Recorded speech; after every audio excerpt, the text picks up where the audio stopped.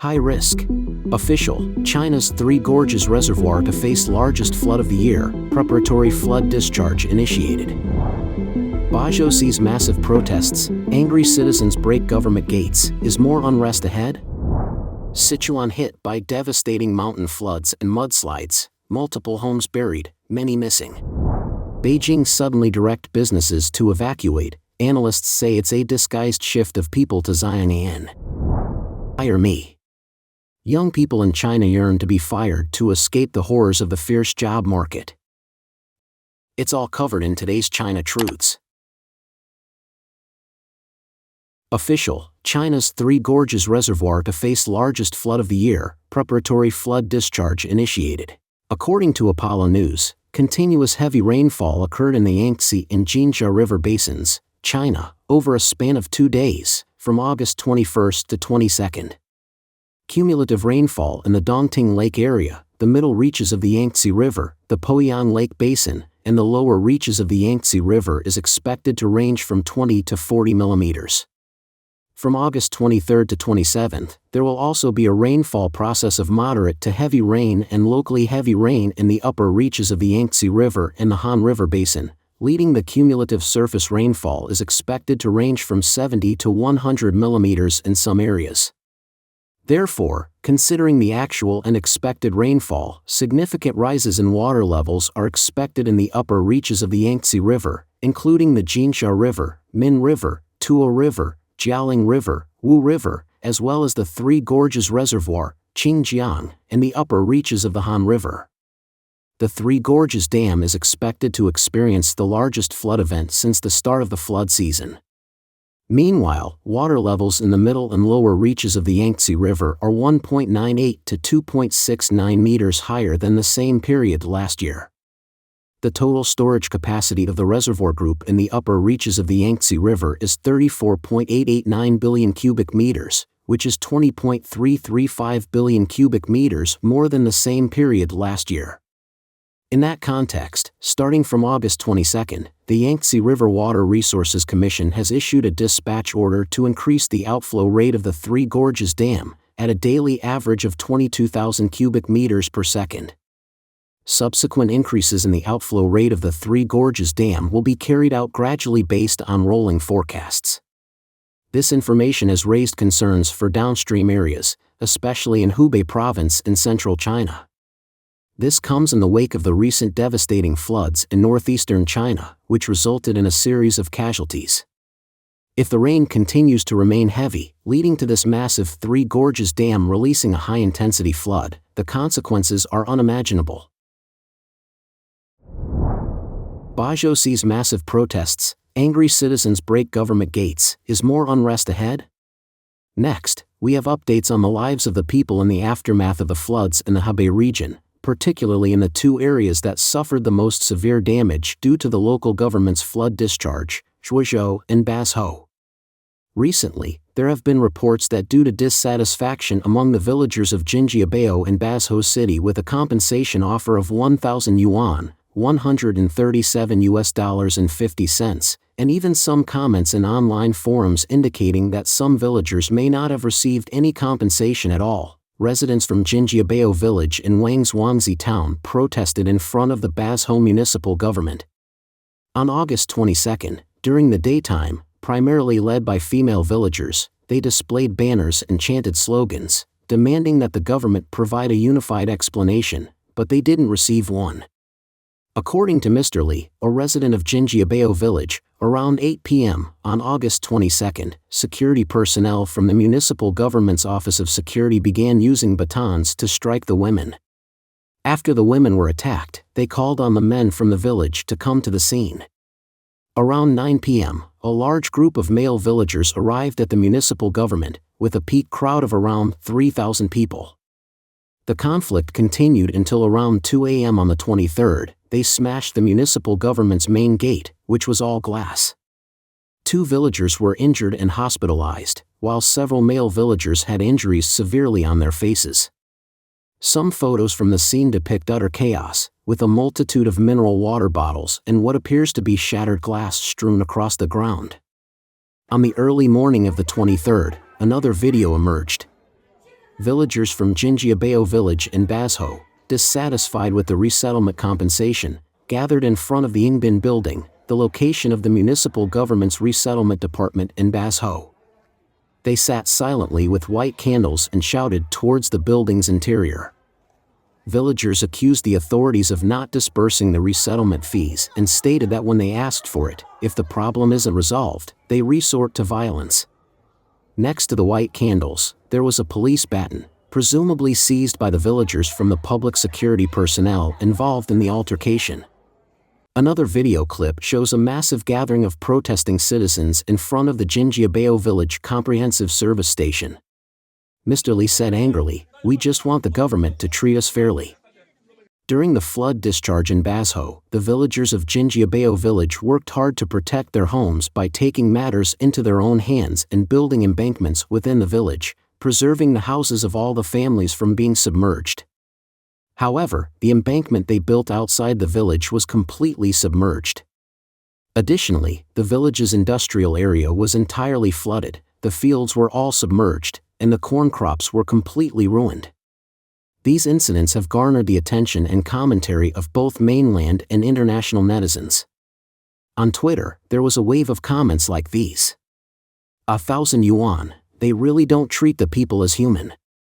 They give away hundreds of billions to our African brothers but treat their own citizens begging for help like this. They always talk about being proud to be part of China, serving them right. The first shot of the Bazhou uprising. The Chinese people are not to be trifled with. Once provoked, it's not easy to handle. In recent times, villagers in Hebei affected by the flood discharge have sparked a series of protests. Villagers from Bazhou in Baoding, Dingshan County, and Xincheng Town in Gaobedian City all gathered in front of their respective municipal governments to demand explanations, but they were all met with police suppression. Sichuan hit by devastating mountain floods and mudslides, multiple homes buried, many missing. According to a CCTV report, in the early morning of August 21, an unexpected mountain torrent struck within the boundaries of Jinyang County in the Liangshan Autonomous Prefecture of Sichuan Province. This incident occurred at a construction site for the JN1 section of the Yangtze River Highway, where a total of 85 personnel were present. As of 1:30 p.m. on the same day, 79 individuals were located, but 6 remained missing. Videos circulated online depict the mountain torrent coursing through a river channel, engulfing 2 blue sheds and sweeping downstream vehicles away. One of these sheds was identified as the Steel Reinforcement Central Processing and Distribution Center for the G4216 Expressway Project Management Office. On the 21st, local authorities announced road blockages due to multiple mudslides and road collapses caused by heavy rainfall along the route. Additionally, another report by the same newspaper highlighted that on August 19, at 11 p.m., there was substantial rainfall in Heilongjiang, Ganzi Prefecture, Sichuan, with a maximum cumulative rainfall of 59.5 mm within a 24-hour period. In the early morning hours of the 20th, following the evacuation of local residents, a landslide occurred, burying houses. More than 900 individuals, including employees of hotels and guest houses in the Heilongjiang scenic area, were relocated. Beijing suddenly directs businesses to evacuate. Analysts say it's a disguised shift of people to Xiong'an. Amid China's economic decline, with businesses closing down and unemployment reaching historic highs, Beijing has initiated a sudden evacuation campaign, directing a substantial number of the capital city's businesses to relocate to the ghost town of Xiong'an without compensation. According to Radio Free Asia, RFA, the Chaoyang district in Beijing has recently implemented stringent lockdown measures under the guise of unified city planning. They have demanded that multiple industrial parks within their jurisdiction relocate unconditionally. Just in the Mingji International Park in Chaoyang District, hundreds of businesses have been forced to shut down.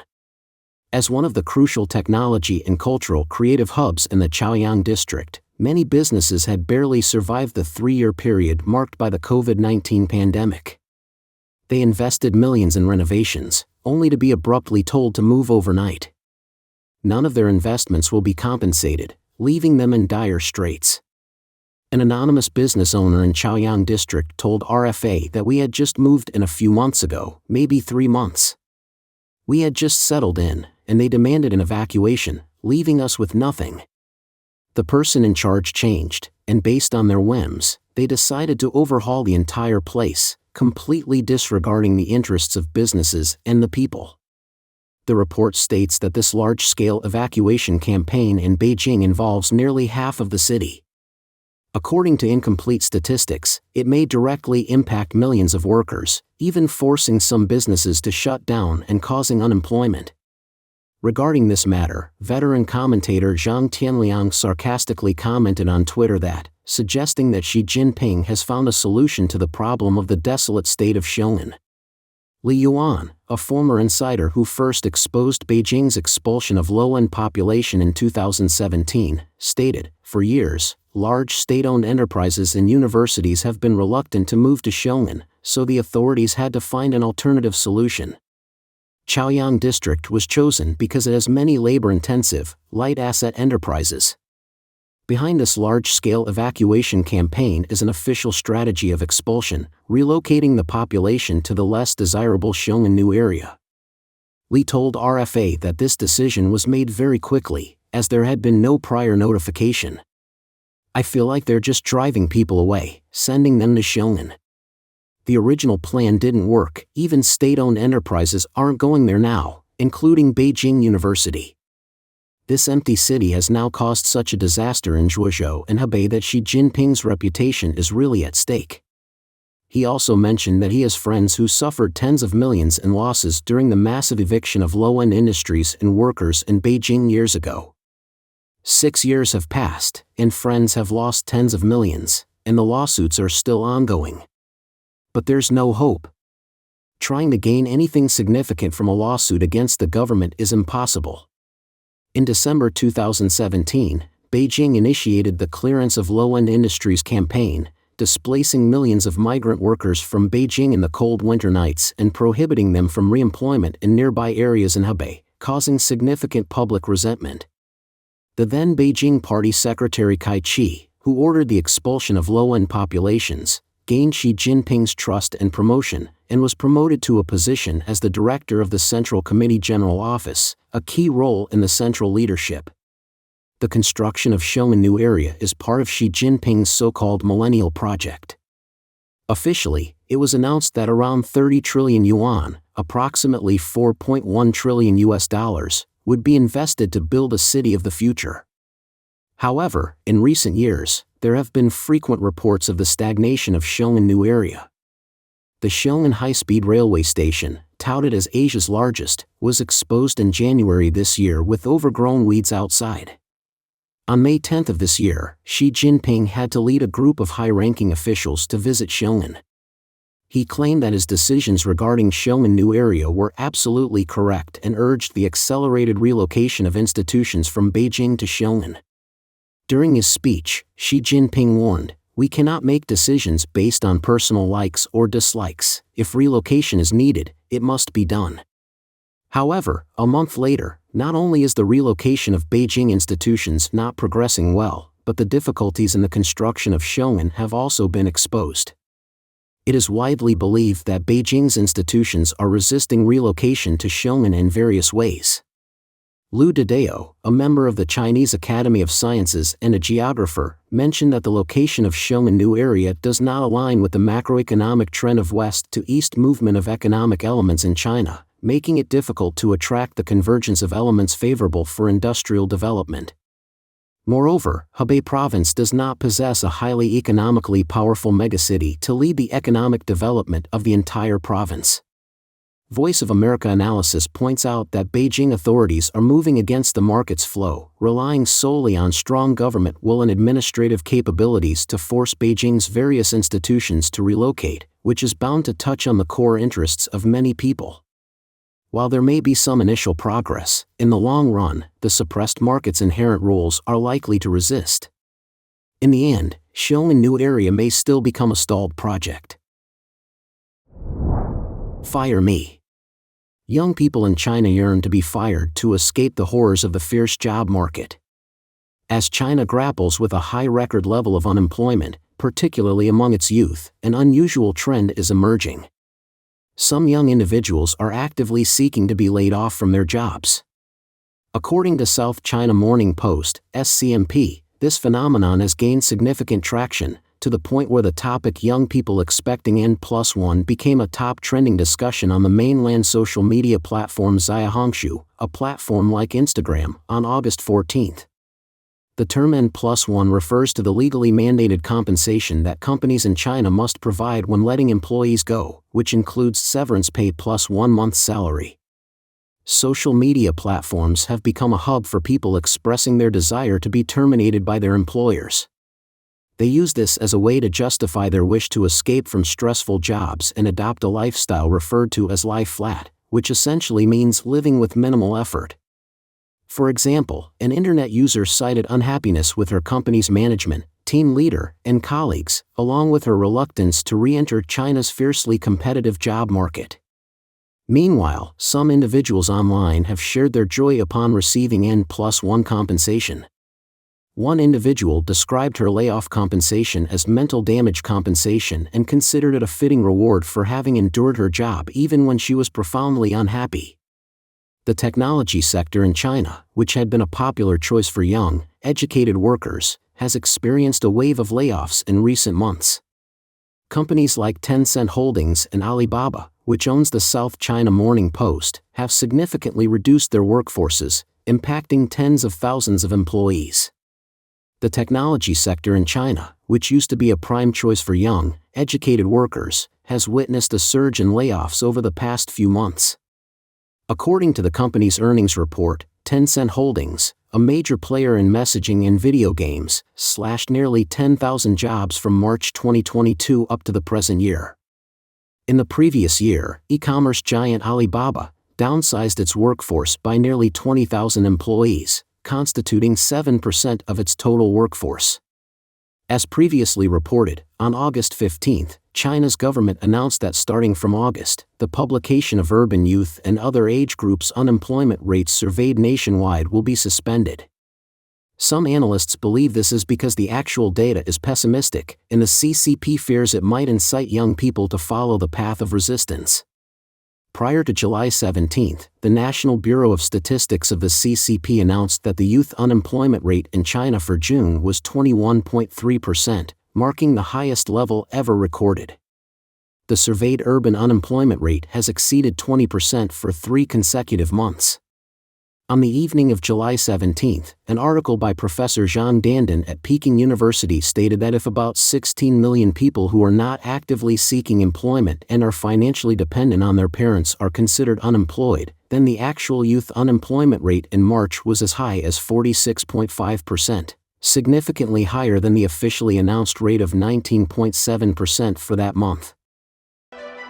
Don't forget to comment in the section below to share your opinions on today's topic with us. Make sure to like and subscribe to see more interesting topics from China Truths.